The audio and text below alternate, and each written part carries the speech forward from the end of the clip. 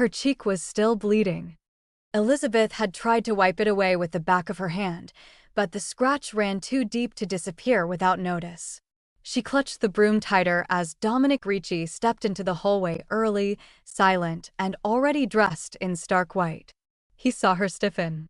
That was the first clue. The second was the smear of dried blood trailing from the corner of her mouth. The third came seconds later, when she turned and muttered an apology, her sleeve slipping up just far enough to reveal the bruises blooming across her wrist. She called it an accident. Said she'd fallen while cleaning the guest bathroom. Dominic didn't believe in accidents. Not when they were wrapped in silence and swallowed with fear. What she didn't know was that in that exact moment, Dominic Ricci had decided something he rarely did: he was going to get involved. And once he decided, there was no undoing it. At 6:42 a.m., Dominic had been in his study, sorting through shipment manifests and coded ledgers with the same focus a priest might give to scripture. His empire demanded attention, precision, and silence, and Dominic had mastered all three. But the moment he saw Elizabeth, broom in hand and lies on her tongue, the ledgers lost their value. Dominic noticed everything. The twitch in a man's jaw before a betrayal. The shallow breath of someone who feared him. The stiffness in a posture that begged not to be noticed. And Elizabeth, quiet, careful, always early, had just looked at him like prey looks at a hunter. She never looked anyone in the eye. But today, her head stayed down too long. "Good morning, sir," she said, eyes on the floor. "It was," he replied, stepping closer. Her grip on the broom faltered. He didn't ask about the blood. Not yet. He let her finish sweeping. She was about to turn when he said, "Careful. Don't let the sleeve slide again." She froze. Because that's when she knew he'd seen everything. And what Elizabeth Gay didn't yet understand was that this man, this crime boss the city feared in silence, had just claimed her as someone under his protection. And Dominic Ricci didn't let people hurt what was his. Before we continue, like this video and comment where you're watching from. Your support helps us bring more exciting stories that you won't want to miss. She never looked back as she left the hallway. The broom was still clutched in her hands like it might turn to dust if she let it go. Elizabeth Gay walked quickly, her steps soft, barely louder than the whisper of her breath. Behind her, she could feel Dominic Ricci's gaze, colder than the marble floors beneath her feet. She didn't know what he was thinking, but she knew what he'd seen. 3 months earlier, she had stood in front of the Ricci mansion's wrought iron gates in a second-hand coat and shoes that pinched. She was early for the interview by 42 minutes, her palms sweating inside her gloves.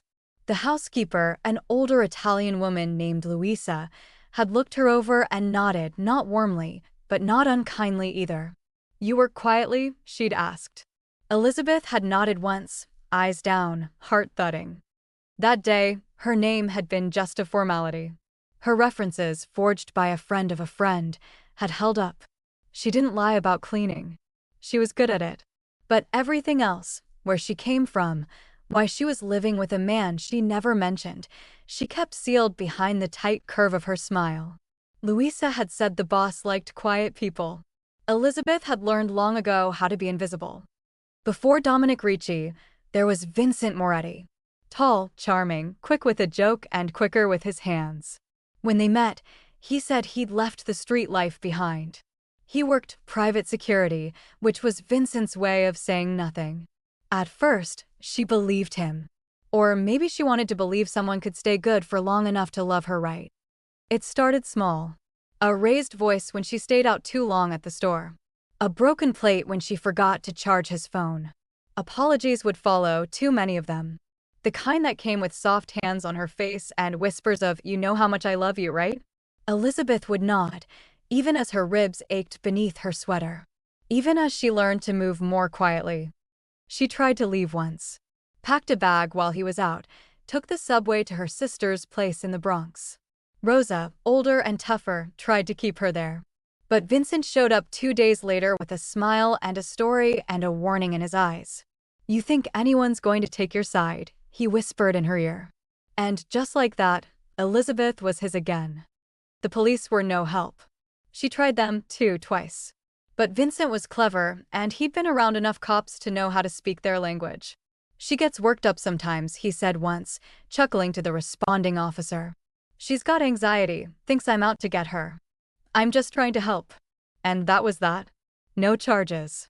Just a polite nod and a pamphlet about relationship counseling.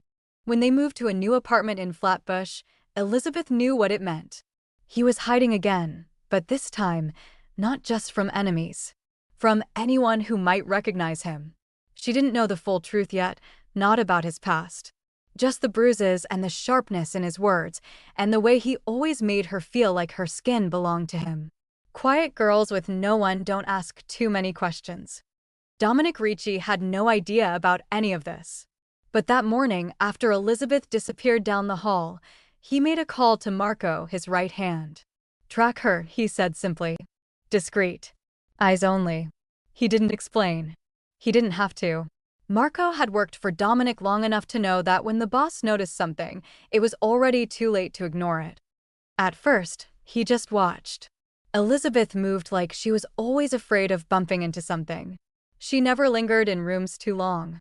She took her meals quickly, quietly, always alone, and always the same: half a sandwich, an apple, and water. Louisa said she never took breaks unless ordered to. The other staff said she barely spoke. She flinched when the kitchen door slammed shut on windy days. Her hands shook when loud voices echoed down the marble halls. One morning, Dominic intentionally dropped a glass on the tiled floor just to see her reaction. She froze. For 3 full seconds, her entire body locked up, like she was waiting for the next thing to break, and it wasn't going to be a glass this time. That night, Elizabeth boarded the 8:40 bus out of Midtown. She always sat in the same seat, second from the back, window side. Marco sat 2 rows ahead, pretending to scroll through his phone. He followed her all the way to Flatbush, where she got off and walked 5 blocks with her head down. Marco didn't get too close, didn't have to. Vincent was waiting at the building entrance, leaning against the wall, arms crossed, smoking. He didn't say anything as Elizabeth approached, but she flinched anyway. Marco zoomed in with his phone, caught the angle of Vincent's jaw, the flash of annoyance when she didn't speak right away. When she fumbled her keys, Vincent stepped closer, too close. Back at the mansion, Marco uploaded the footage to the secure server. Dominic watched it in silence, one hand resting on his chin, the other drumming the desk in a slow, deliberate rhythm. The man in the video wasn't a boyfriend. He was a handler, a watcher. And Elizabeth, the girl who flinched and whispered and barely took up space, was surviving the only way she knew how. What do we know about him? Dominic asked, voice flat. Working on it, Marco replied. No name yet. No plates. But I'll find him. Dominic nodded once and closed the laptop. The next morning, Elizabeth arrived earlier than usual. Her eyes were shadowed. She didn't notice that someone had replaced her broom. She didn't notice that Dominic Ricci was standing in the hallway when she turned the corner. And she certainly didn't know that the man who had just taken a silent interest in her life had once dismantled a rival crew just for threatening a bartender he liked. Later that afternoon, Marco showed Dominic a still frame from the bus footage. Facial match hit. Name's Vincent Moretti. Former Tommaso enforcer. Disappeared 2 years ago when the feds cracked down on the remains of their outfit. Dominic stared at the image, his expression unreadable. Tommaso? Yeah. Small time, mostly Queens. You put most of them underground 3 years ago. And now one's living with my maid. Marco nodded grimly. Dominic stood, walked to the window, and looked out over the city. That girl has no idea what kind of man she's protecting, he murmured. Or what kind of man just decided she's not going to have to anymore, Marco added quietly. They watched the sun go down over Manhattan in silence. Elizabeth didn't know it yet, but her world was about to change. Not because of Vincent. Not because of fear. But because someone who lived in the dark had just decided to bring her into the light and burn down everything that threatened her along the way. Quiet girls learn to survive. But sometimes, survival isn't enough. Sometimes, someone makes sure you never have to survive alone again. Morning came heavy and gray, the kind of dawn that soaked New York in silence before the noise began. Dominic Ricci was already awake, seated at the long oak desk in his study, a cigarette burning untouched beside him. He wasn't reading the ledger scattered before him. He wasn't even pretending to. His mind replayed the image of Elizabeth's bruised wrist again and again, like a song he couldn't turn off. Each time, the same conclusion. This wasn't chance. Someone had marked her, and that someone mattered. When Marco entered, he didn't bother knocking. He carried a manila folder tucked under one arm and an expression that warned the contents inside weren't good. "Got something," he said, closing the door behind him. Dominic didn't move at first, only flicked ash into a crystal tray and waited. Marco placed the folder on the desk and opened it carefully, revealing photographs, printed reports, and a single name printed in bold black ink: Vincent Moretti. Moretti, Dominic repeated quietly, the name tasting like old smoke. He leaned forward, scanning the first page. Mugshot, mid-30s, hard eyes that didn't match the smile beneath them. "Tell me," Dominic said. Marco cleared his throat and began. Ex-enforcer for the Tommaso family. Disappeared after the raid in Queens 3 years ago.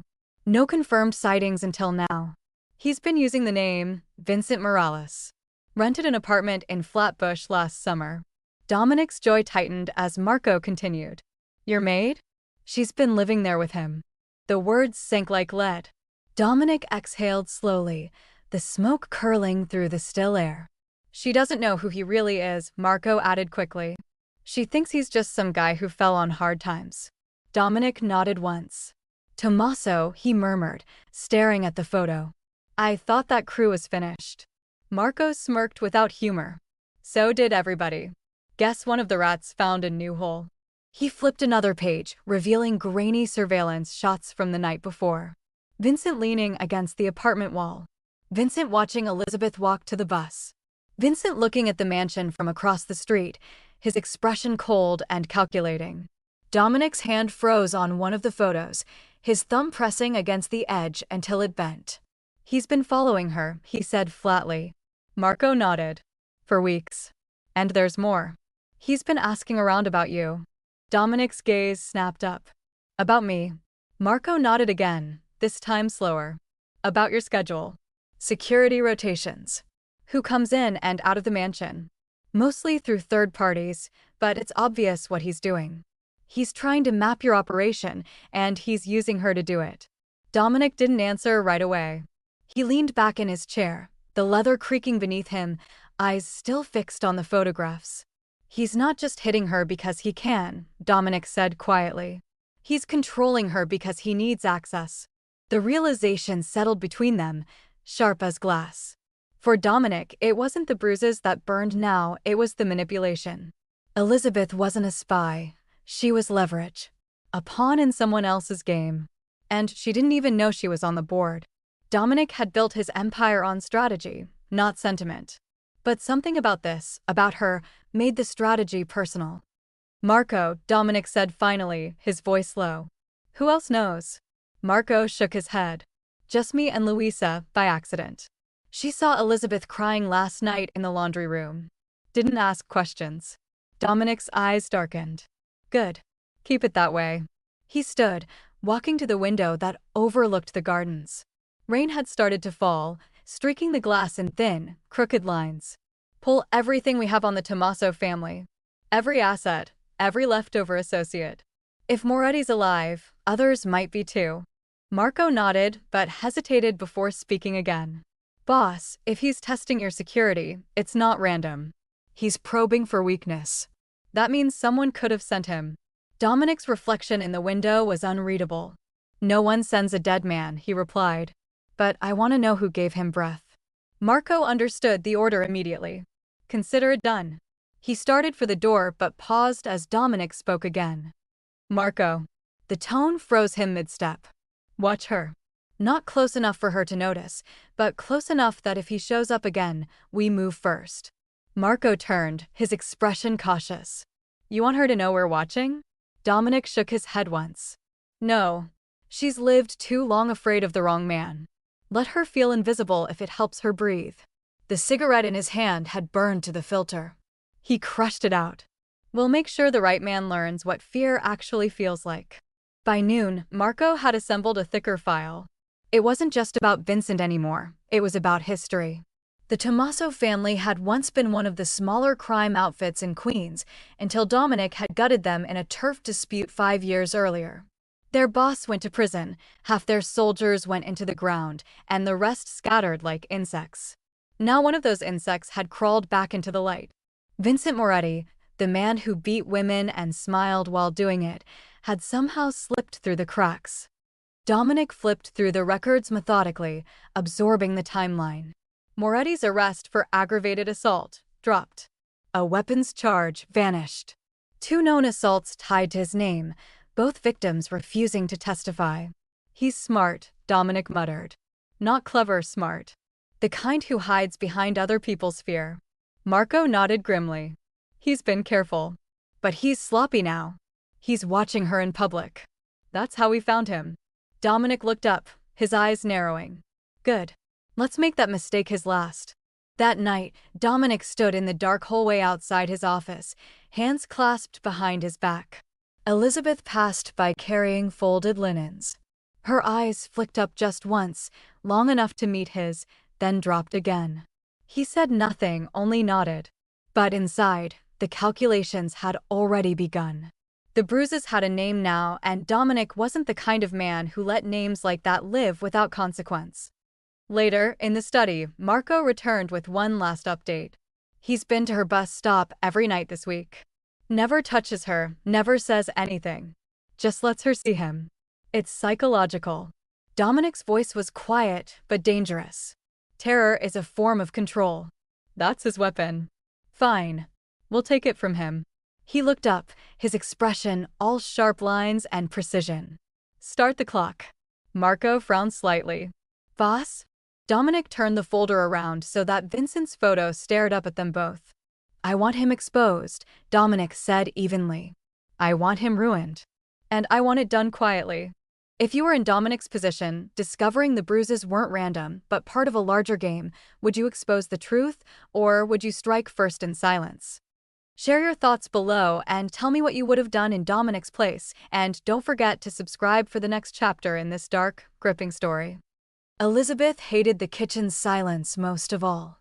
At night, when the mansion was empty of footsteps and filled only with the soft hum of appliances, it made her feel like a ghost. That morning was no different, except Dominic Ricci was waiting for her by the coffee machine, sleeves rolled back, pouring his own espresso like he'd been standing there all his life. She froze the moment she saw him.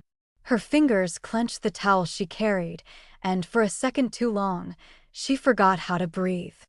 Come here, Dominic said, his voice even, his eyes unreadable. He wasn't cold. Not exactly. But he wasn't smiling either. He pointed to the stool at the edge of the marble island. Elizabeth hesitated, then obeyed, sitting like someone waiting to be judged. He didn't sit across from her. He leaned on the counter, coffee in hand, and let the silence stretch. Your cheek, he said after a moment. Still healing. She nodded quickly, gaze fixed on the floor. You say you fell? She nodded again, but slower this time. Because from where I'm standing, he continued, voice still low, it looks like someone hit you hard enough to bleed. And the wrist bruises? Those don't come from cleaning cabinets. Elizabeth's heart was pounding. She shook her head. It's nothing, she whispered. I'm clumsy. I trip a lot. Her voice cracked at the last word. She hated that. She always hated how the fear made her weak. Dominic placed the cup down and crossed his arms. I'm not asking to embarrass you. Or to scare you. He paused. I'm asking because someone hurt you. And that means someone has a problem, whether you believe it yet or not. She looked up, finally. Her eyes were wide and wet and furious with unshed pain. Please don't fire me, she said suddenly. I need this job. I swear I won't bring trouble here. That wasn't what he expected. Dominic's face stayed calm, but something sharp shifted behind his eyes. He reached into his coat pocket and pulled out a small black burner phone. He placed it gently on the countertop between them. This is yours now, he said. It only has one number saved. Mine. She stared at it like it might explode. If you ever need me, Dominic said, voice calm but absolute, call this. And if you see him outside your door again, run. We'll come. Elizabeth didn't move. She didn't touch the phone. Her hands were shaking again. I don't know what you're talking about, she tried. There's no him. I live with a friend. But the words broke in her throat. Dominic took a step back. He wasn't going to push. He'd seen what pushing did to people who already lived in fear. You don't have to say anything, he said. But you need to understand something. Whatever he's done, whatever he thinks he can keep doing, it ends now. Not because you stood up to him, but because I did. Elizabeth's chin trembled. She grabbed the burner phone and slipped it into her apron pocket. Thank you, she said, so softly he barely heard it. Then she stood and left, walking fast, head down, eyes stinging with tears she refused to let fall until the hallway swallowed her whole. That night, she didn't sleep. Vincent had been quiet lately, too quiet. He came home smelling like whiskey and smoke, but he didn't touch her. He just stared. And then he started asking questions. Did you talk to someone at work? He said one evening while pacing the kitchen. You've been coming home late. You've been distant. His voice stayed level, but she could hear the danger coiled beneath it. Did you tell them about us? Elizabeth shook her head. No. I swear. I haven't said anything to anyone. That was the truth, even if it didn't feel like it. Her fear spoke for her. Her silence did, too. But Vincent wasn't convinced. You think I'm stupid? He hissed, backing her into the fridge. You think I don't know when someone's hiding something? His hand slammed the cabinet behind her for emphasis. She flinched. He smiled. You're mine, he whispered. Don't forget that. The next morning, Marco uploaded footage from outside Elizabeth's apartment. The hidden camera caught Vincent waiting by the stoop, same time, same stance, same grim expression. When Elizabeth walked up the street, she slowed as soon as she saw him. Her whole body changed. Shoulders hunched. Arms tight. Purse clutched like armor. Vincent didn't touch her. Not this time. He didn't have to. He said something low, inaudible on the tape, but she reacted like she'd been slapped. Her head jerked. Her hand went to her cheek. She looked down, nodded once, then walked inside. Dominic watched the footage 3 times without speaking. The room was quiet, the only light coming from the screen. Marco stood off to the side, hands in his pockets, waiting for the inevitable command. It didn't come right away. Instead, Dominic reached for a pen and slowly circled Vincent's face on the still frame. He's not afraid yet, Dominic said. He thinks he's still in control. That girl is walking with ghosts on her shoulders, and he's the one who put them there. He tapped the screen once. But he doesn't get to keep them. Marco cleared his throat. What's the move? Dominic didn't answer right away. He stared at Elizabeth's face in the freeze frame, wide eyes, tight mouth, trying not to cry in public. She looked like a person trying to shrink into her bones. She doesn't even know she's a target, he said finally. She thinks this is just about him. Marco tilted his head. It's not. Dominic looked up, gaze sharp. No, it's about me. He's using her to case the house. To test our routines. To see where we're weak. And she has no idea she's being used. There was a long silence. Then Marco nodded. So, what do we do? Dominic leaned back, folded his arms, and said, we make sure the next time he looks at her, he knows someone's looking back. That night, Elizabeth stood at the sink, washing dishes slowly, methodically. The water was too hot, but she didn't adjust it. She stared out the window above the sink, watching the lights from the neighboring buildings flicker. The burner phone in her pocket felt like a stone. She hadn't used it. Not yet. But just knowing it was there changed something. Vincent walked in an hour later, slamming the door behind him. You cook? He asked, voice thick. She nodded. Where is it? She gestured to the stove. He looked at the food, then at her, and something in his face shifted. Trying to butter me up? He muttered. Feeling guilty? Elizabeth didn't answer. She kept her hands in the sink and her eyes on the window. Behind her, Vincent scoffed. You always were a liar. She blinked back tears and said nothing. By the time the city began to stir under a curtain of dull winter haze, Marco was already in the Ricci mansion's surveillance suite, fingers flying across the keyboard. The servers whirred quietly beneath his desk, sifting through records, camera footage, and flagged files that only people like Dominic Ricci had access to. Above the hum, silence filled the room, the kind that came when a truth too ugly to ignore was beginning to take shape. Marco didn't speak until the system pinged a name match. Then he leaned back and whispered, "Bingo." Dominic walked in seconds later, suit pressed, expression harder than glass. "Talk," he said, voice clipped.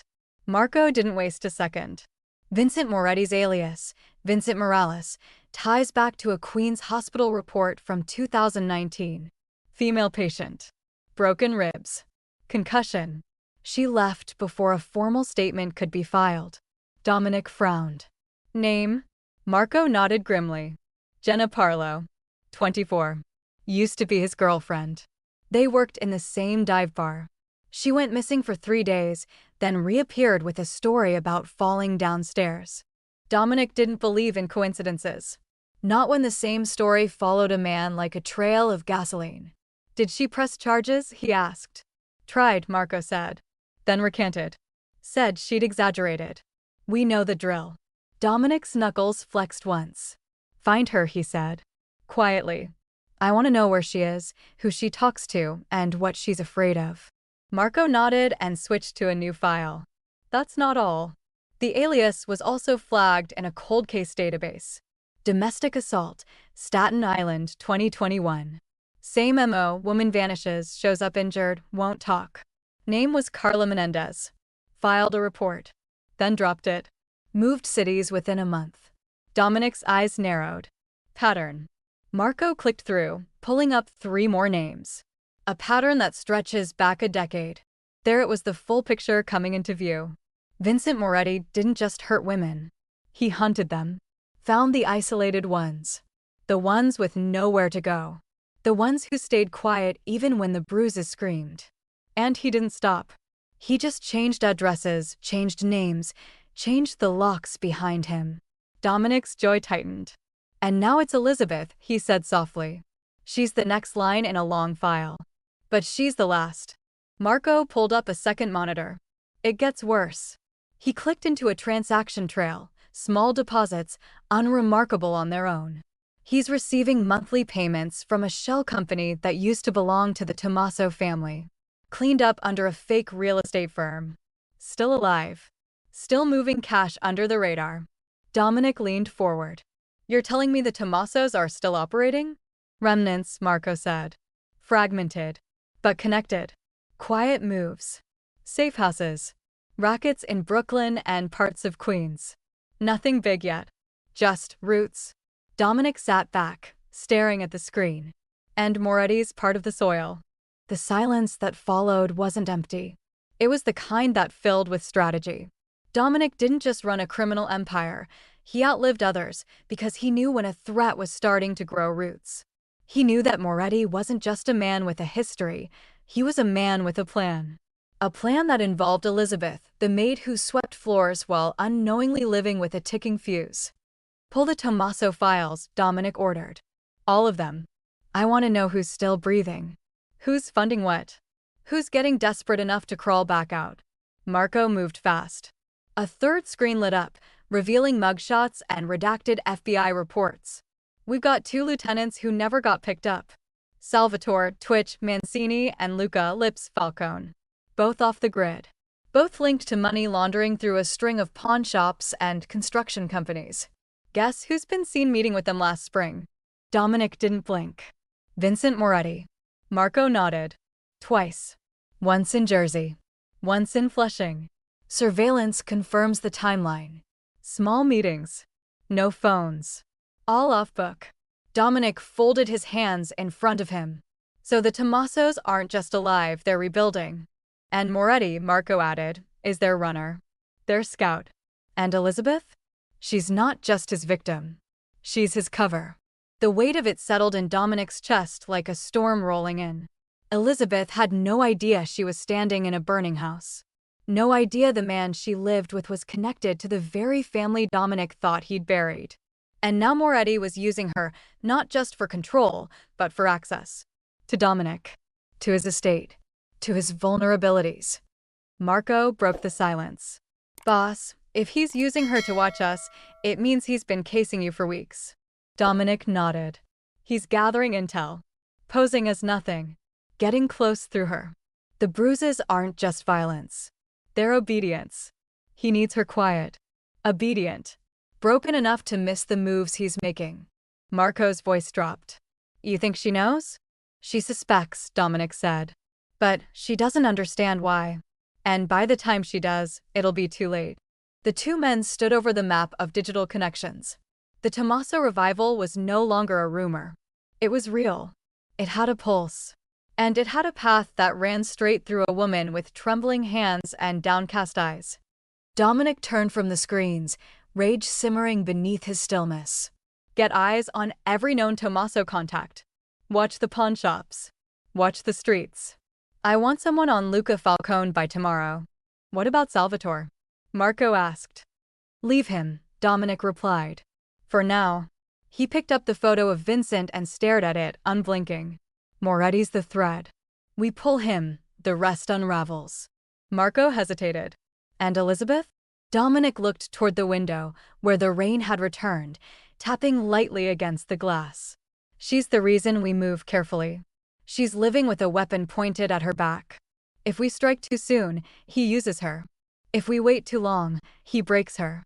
Marco nodded solemnly. So what's the play? Dominic's voice was colder than the rain outside. We build the case. We stack the proof. We make sure when we bring this to the table, it's undeniable. And when it breaks, he set the photo down. We bury the Tommasos all over again, with him at the bottom. That night, Elizabeth sat at the tiny kitchen table in her apartment, fingers curled around a chipped mug of tea. Vincent hadn't come home yet.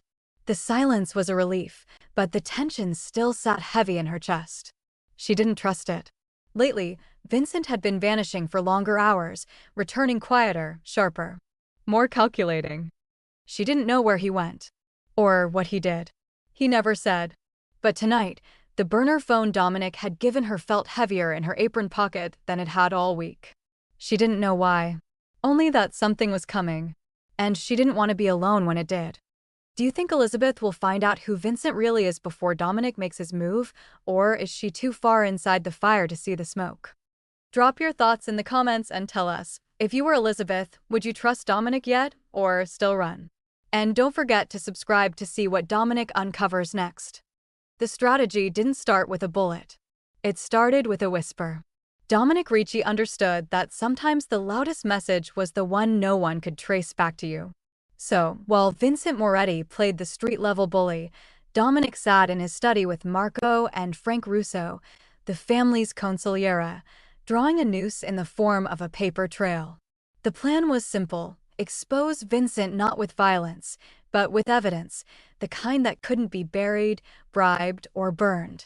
Because some men feared bullets, but men like Moretti feared exposure more.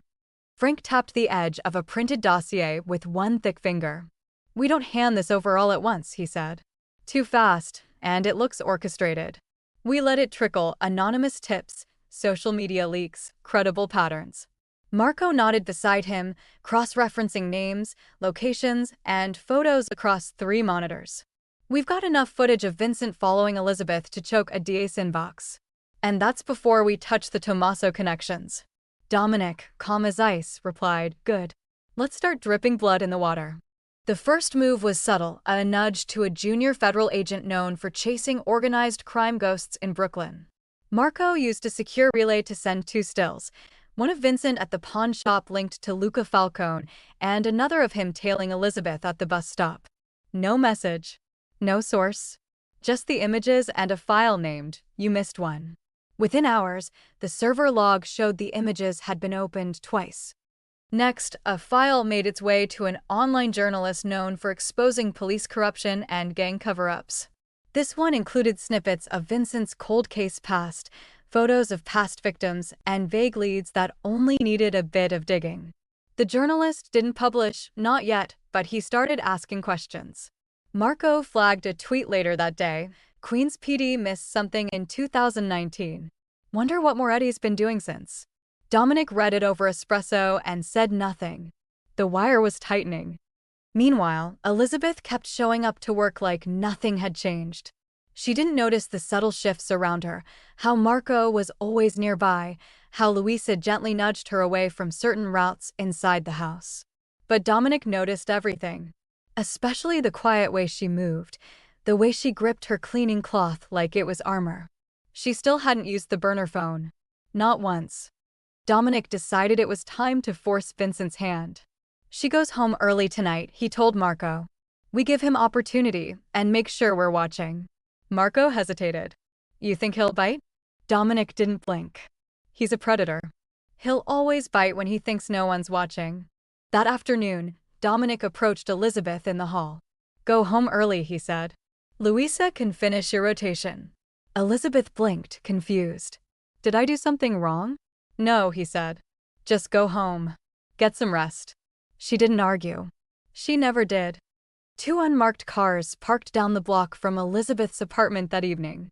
One van held Marco and a tech with live-feed access to exterior and hallway cameras. The other held a man Dominic trusted with his life, a former enforcer named Leo who sat with a hand resting calmly on his holstered weapon. The orders were clear. Watch. Don't interfere unless he touches her. Then, they'd move. At 8:13 p.m., Vincent appeared. Same leather jacket. Same dead stare. He didn't knock. He waited. Elizabeth arrived 2 minutes later, walking slowly, arms wrapped around herself despite the warm night air. She saw him before he moved. The fear was immediate, visible even in the grainy black and white of the sidewalk camera. Marco leaned forward. Come on, he muttered. Just give me a reason. Vincent said something as she neared. She stopped, shook her head, tried to walk past. He stepped in front of her. Then he grabbed her arm. Not a shove. Not a punch. Just a firm grip, enough to stop her, enough to bruise. Elizabeth flinched, pulling back. Her mouth moved. She was trying to say something. Apologize maybe. Defend herself. Vincent's face twisted in that way Marco had come to recognize. It was the face of a man who thought he still had control. Marco hit record. Elizabeth yanked away and hurried up the steps. Vincent stood at the bottom, watching her go, rage simmering just beneath his skin. Then he turned and walked back toward his car, disappearing down the block. Marco leaned back. That's it. That's the one. Leo just nodded, jaw clenched tight. He touches her again. I'm not waiting. The footage was clipped, encrypted, and delivered to Dominic within the hour. He watched it alone. One hand resting on the desk, the other holding a glass of bourbon he didn't sip. When it ended, he didn't speak for a long time. Then, quietly, he made a phone call. The man who answered was a prosecutor named Raymond Kessler, sharp, clean, and bitter from years of losing cases tied to Tommaso corruption. Dominic had helped him once, years ago, quietly, behind closed doors. They hadn't spoken since. Kessler, Dominic said. I've got something you'll want. There was a pause on the line. I'm listening. Vincent Moretti. Alive. Active. Abusing women. Rebuilding Tommaso infrastructure. And I've got proof. Kessler's voice was cautious. And you're giving it to me because? Dominic didn't blink. Because I want him to rot. Because you hate the Tommasos. And because I'm the only man in this city who's ever handed you a ghost gift wrapped and still breathing. Another pause. Then, email it. Dominic ended the call without saying goodbye. The silence afterward wasn't peaceful. It was surgical. Dominic stood at the window of his study, staring out into the black New York skyline, one hand in his pocket, the other curled into a slow, measured fist. He didn't want chaos. He didn't want fire. He wanted results, and tonight, the match had touched the fuse. Across the city, Elizabeth sat at the edge of her bed, arm red where Vincent had grabbed her, the burner phone heavy in her lap. She hadn't called. Not yet. But she'd wanted to. For the first time, the thought of staying silent made her feel smaller than the fear itself. And on a secure government server, a folder named Vincent Moretti, Evidence Submission A opened under Kessler's login.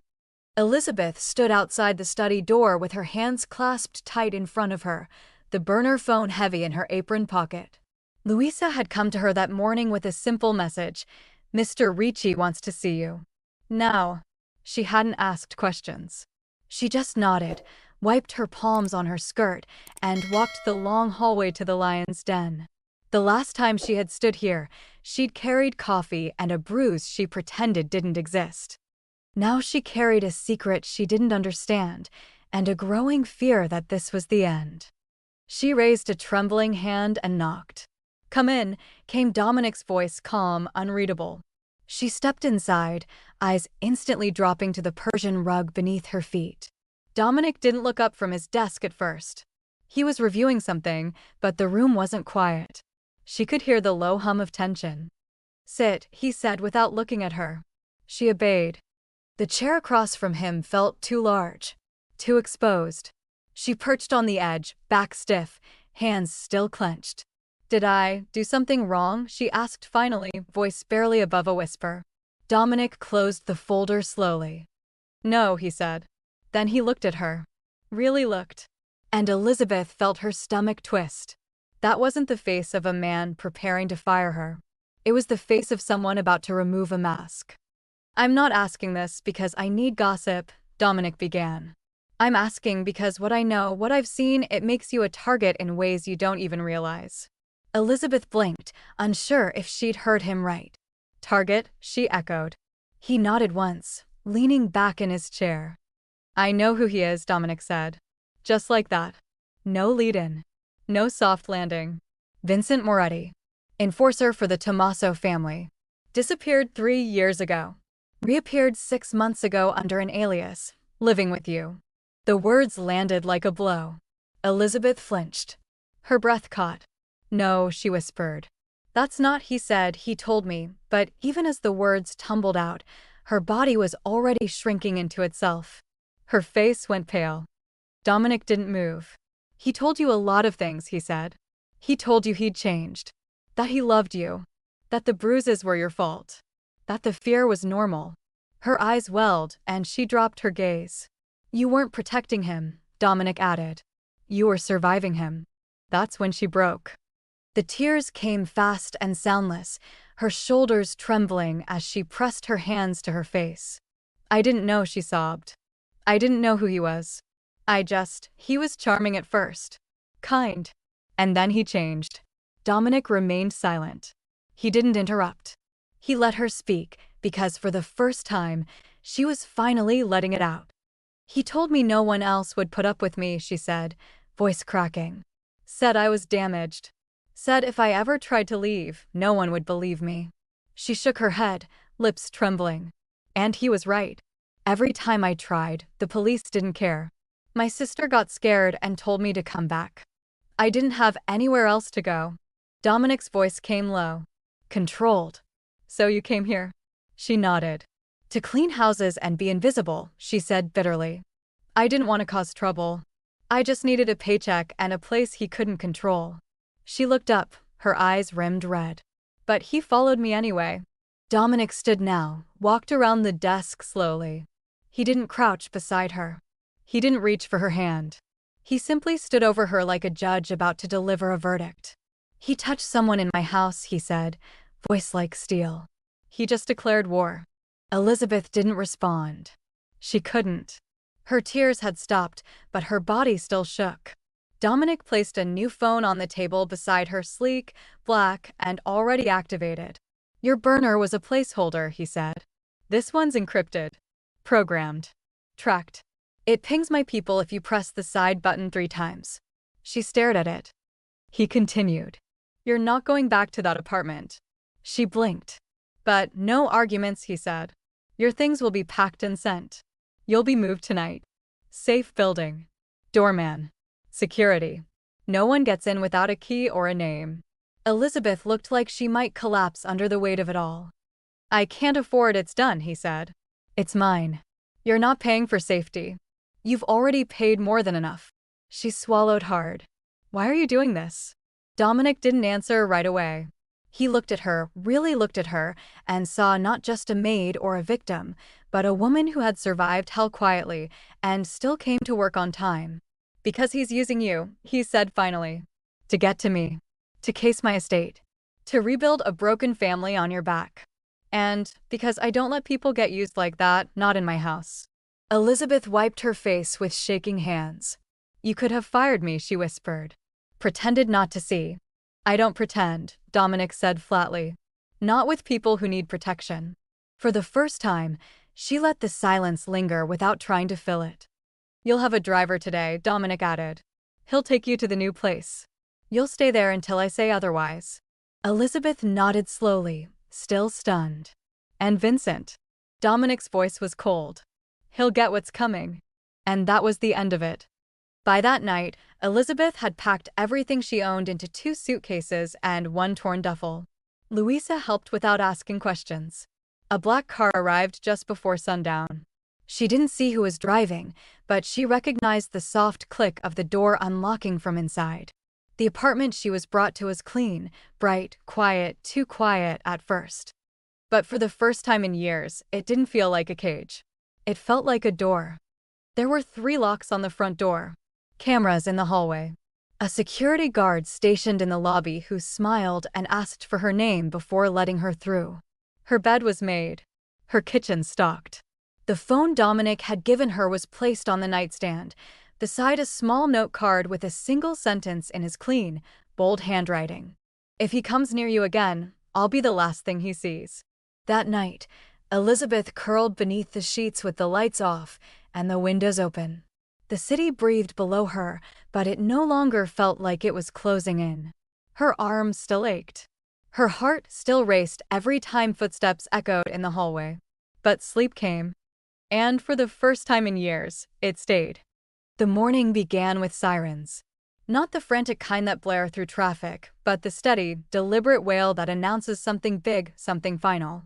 On the corner of Flatbush and 9th, Vincent Moretti stepped out of his building with coffee in one hand and arrogance in the other. He didn't notice the 2 unmarked sedans waiting down the street. He didn't see the news van parked across from the deli. But Dominic Ricci saw everything. In his study across the city, Dominic watched the live feed Marco had patched into the local news network's broadcast. The setup was perfect, quiet, seamless, and legal enough to make it impossible to trace. The prosecutor, Raymond Kessler, had done his part, executing the arrest warrant Dominic had set in motion a week earlier. "You ready for this?" Marco asked, standing by the monitors. Dominic nodded once, eyes locked on the screen. "Let's end this," he said. At exactly 8:17 a.m., the first squad car rolled to a stop in front of Vincent's building. 2 detectives stepped out, plain clothes, badges visible. Vincent froze mid-step as they approached. His smirk faltered when one of them called his name. "Vincent Moretti, you're under arrest for assault, intimidation, and conspiracy to commit racketeering." The second detective added, "Hands where we can see them." Neighbors peeked through their windows. Pedestrians slowed, phones out, already recording. Vincent's swagger melted as he looked around, suddenly realizing there was nowhere to run. "This is a mistake," he barked. "You don't know who I am." One detective replied flatly, "We do." And just like that, the cuffs clicked shut. The timing couldn't have been better. The city was already awake, screens already alive with breaking news alerts. The footage spread before Vincent was even in the squad car. Cameras zoomed in on his face, the anger, the disbelief, the fear he tried to hide. One station caught the moment he looked at the officers and said, "I've got friends in high places." The reporter's voiceover cut in, "Not anymore." Dominic stood motionless as the live broadcast continued. He watched as Vincent's arrogance collapsed under the weight of public exposure. Every step down those concrete stairs was a humiliation, and every camera flash was a nail in his coffin. "Charges are stacking," Marco reported, glancing at a text from Kessler. "Intimidation, assault, extortion, money laundering, organized crime. The DA's office is holding a press conference at noon." Dominic's jaw tightened. "Good," he said. "Make sure the footage keeps circulating. I want the city to see what happens when a coward hides behind a woman's silence." By noon, every major outlet had the headline, "Mob enforcer arrested in connection to organized crime and domestic violence." The story broke faster than any of them could control. Reporters dug into Vincent's past, pulling up old police records, buried complaints, and photos that hadn't seen daylight in years. The words Tommaso family were back in the headlines, but now they were synonymous with downfall. Dominic's fingerprints were nowhere to be found, but his message was loud enough for anyone who understood the streets. No one touched what was his. Across the city, Elizabeth sat frozen on her couch, watching the same footage. The sound was muted, but the images were clear. Vincent handcuffed, furious, shouting at reporters who shouted back. The TV captions scrolled across the screen, "Investigation into Tommaso family connections underway." She pressed a shaking hand to her mouth. Relief came in waves, disbelief following right behind. She didn't see Dominic's hand in any of it, but she felt it. In the way the cameras never mentioned her name. In the way the prosecutor refused to identify the primary witness. In the way the news anchors kept repeating that sources claim an anonymous tip led to the investigation. She wasn't naive enough to think justice suddenly worked on its own.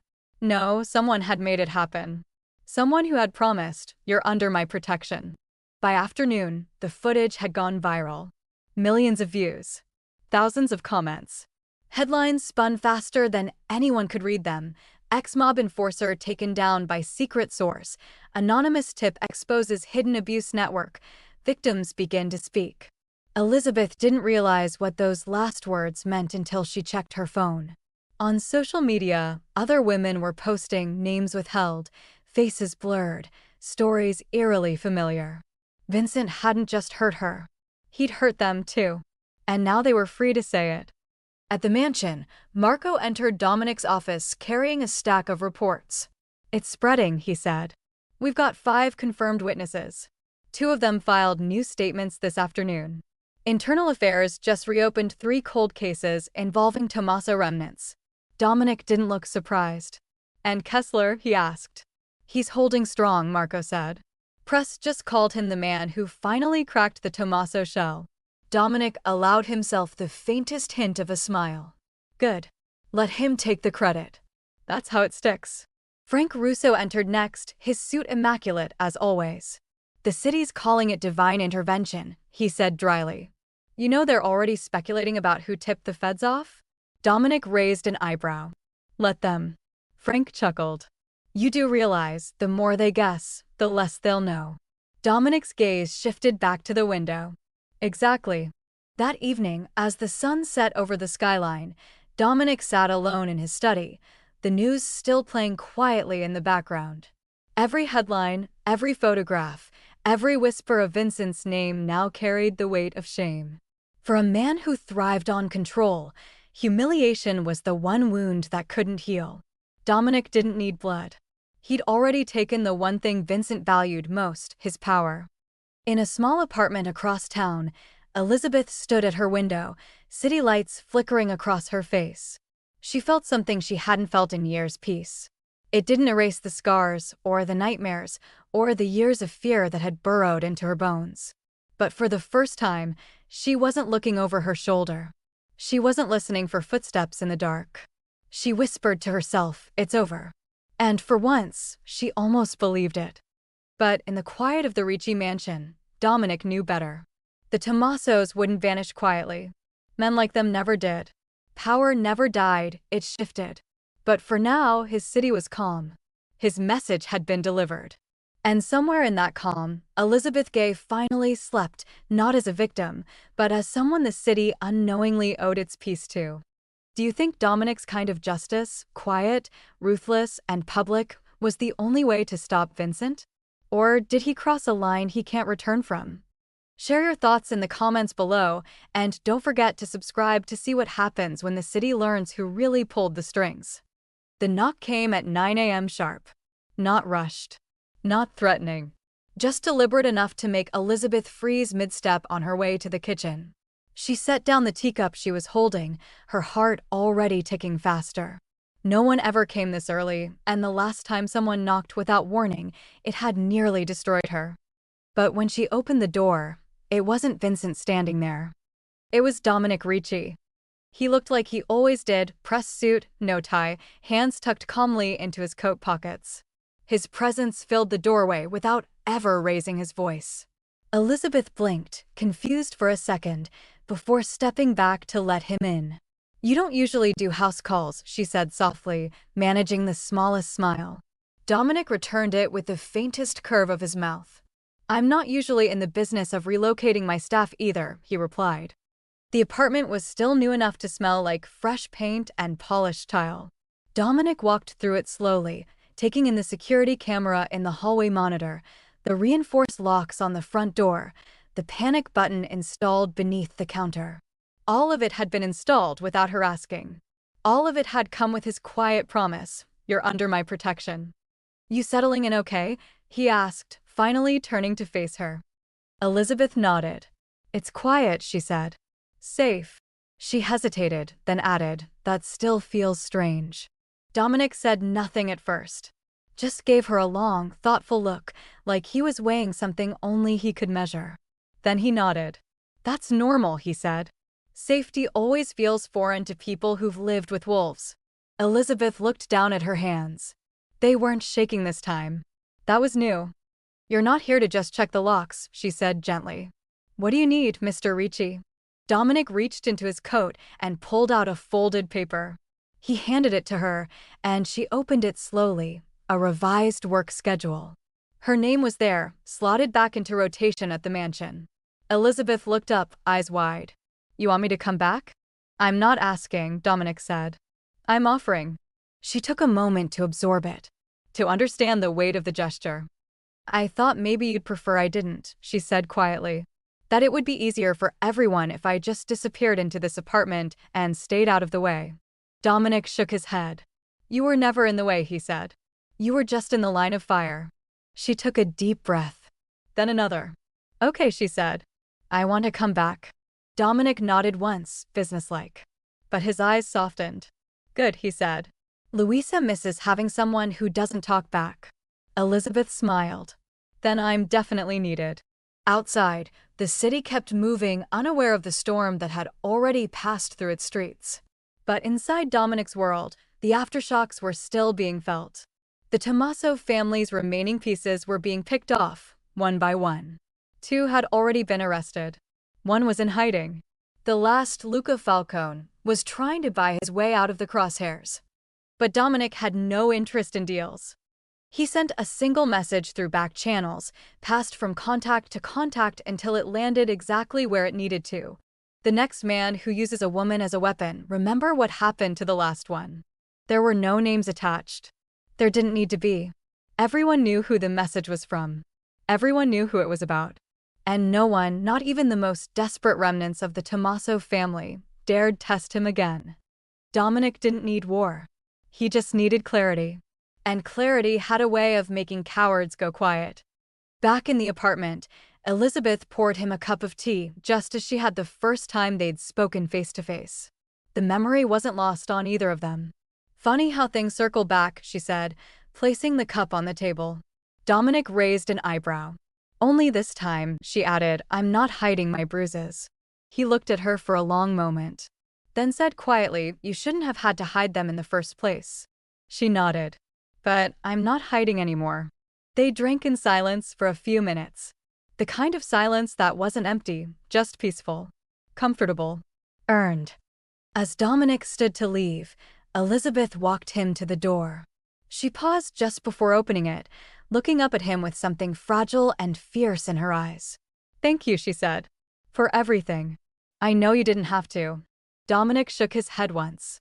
"You didn't owe me a story," he said. "But I owed you protection." And that was it. He left without another word. Elizabeth stood at the door long after it had closed, hand resting on the frame. She felt taller somehow. Not because the fear was gone, it still whispered sometimes, but because she was no longer carrying it alone. Later that evening, as she stood at her kitchen sink watching the sun fall between buildings, she whispered one more thing into the quiet. "I'm coming back." And this time, she meant it. The morning light filtered through the city like a quiet promise, soft and golden, stretching long shadows across sidewalks still slick from the early rain.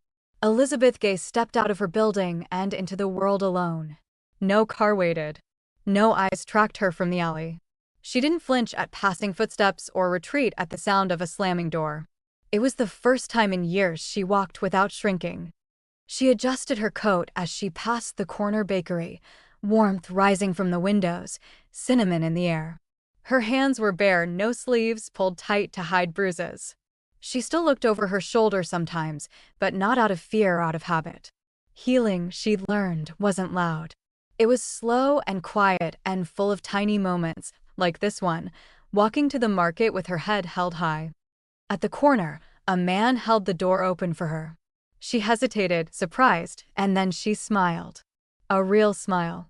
Not the kind she used to wear like armor, but one she hadn't felt in so long it startled her. The man tipped his head in greeting and she nodded back, slipping into the store without looking back.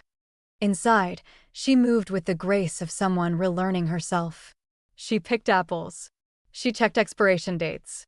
She laughed softly at something a clerk muttered behind the register. A week ago, she wouldn't have stayed more than 10 minutes, nerves chewing at the edges of her thoughts. But today, she lingered. Outside, the world kept spinning. But Elizabeth was no longer spinning with it, she was walking forward. On the newsstand just outside the market, today's papers told a different story. Former mob enforcer Vincent Moretti faces 27 counts in racketeering case.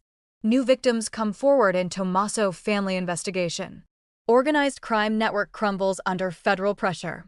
She didn't need to read the details. She already knew the story. Elizabeth paid in cash and walked home with a canvas bag at her side. The doorman smiled when she passed. She smiled back. Every block felt smaller now, less threatening. She was no longer walking in someone else's shadow. Back at the Ricci estate, the day moved as it always did, quietly, methodically, like clockwork inside velvet. Dominic Ricci sat on the balcony outside his study, coffee in one hand, a manila folder unopened on the table beside him. He hadn't looked at it yet. He didn't need to. He knew what it contained: updates on Vincent's pretrial hearing, notes on who folded, who flipped, who fled. The city below glimmered in morning light, unaware of how close it had come to rot crawling back through its cracks. Dominic sipped his coffee slowly. He didn't smile. But the stillness in his eyes wasn't cold, it was complete. Measured. Settled. Frank Russo stepped out onto the balcony with his own cup in hand, dressed as always in a dark suit with a press so sharp it looked like armor. He leaned on the railing, surveying the city below, the headlines, the peace. "Words out," he said simply. "You protect your people. Even the ones nobody else sees." Dominic didn't respond right away. He tapped his finger against the rim of his mug, thoughtful. "That's the point," he said finally. His voice wasn't prideful, just honest. Frank nodded once, like a man who already knew the answer and only wanted to hear it spoken. Below them, the Ricci estate buzzed with quiet purpose. Louisa supervised the kitchen. The front gate stood open to the morning sun. In the corner of the garden, Elizabeth knelt near the rosemary plants, checking the soil with a soft hum beneath her breath. She'd returned 3 days ago, earlier than expected, quieter than usual, but calmer. She hadn't asked for special treatment. She'd simply come back and started working. As if nothing had changed. As if everything had. Dominic had watched her from his office window that morning. Not in secrecy. Not with scrutiny. Just with the silent understanding of a man who'd seen enough pain to recognize when it was finally giving way to peace. Elizabeth stood now, brushing her hands on her apron, the sunlight catching in the strands of her hair. Louisa called her in for lunch. She turned with ease, no flinch, no stiffness. Just a woman walking through her day, no longer watching for danger. The headlines would fade, Dominic knew. The noise would move on. The city would find its next scandal, its next monster, its next temporary savior. But somewhere in all that shifting shadow, one truth had rooted itself deeper than any newspaper ever could. You don't hurt what belongs to Dominic Ricci. And if you do, you don't walk away. Elizabeth didn't know the full scale of what had been done on her behalf. She didn't need to. She didn't ask questions when the apartment appeared, when the fear receded, when the city began whispering about unseen hands behind Vincent Moretti's fall. She just picked up her life, bit by bit, breath by breath. In a city that forgot people like her, Dominic made sure she would never be overlooked again. She was just the maid, until the city found out who was watching her. Thank you for listening to this story until the very end. There's another interesting one on your left screen that I think you'll really enjoy.